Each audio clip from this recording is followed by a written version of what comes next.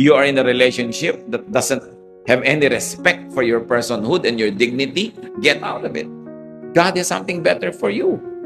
Kung minsan nadadaya tayo na yun na lang ang pag-asa natin. Akala ng iba, ito na lang magmamahal sa akin, wala nang iba, so hindi baling ginaganito na ako. Hindi yung totoo. Alam ng Diyos ang ating sitwasyon. At meron tayong katapat na mas bagay. Katapat na hanap buhay, katapat na trabaho, katapat na profesyon, katapat na kaibigan, kasama sa buhay, kasama sa bahay. Don't settle for what is not very good for you. And those that do not settle for nothing but the best, usually get the best. Kailangan tinataasan din natin yung ating standard. Hindi dahil tayo mayabang, but let me be emphatic, because you were fearfully and wonderfully made.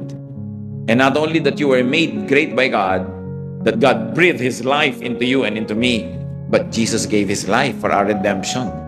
Ganun ang halaga ng tao. Dapat marunong tayong magpahalaga sa sarili. Huwag niyong ipagsiksikan ang sarili niyo sa hindi nagpapahalaga sa inyo.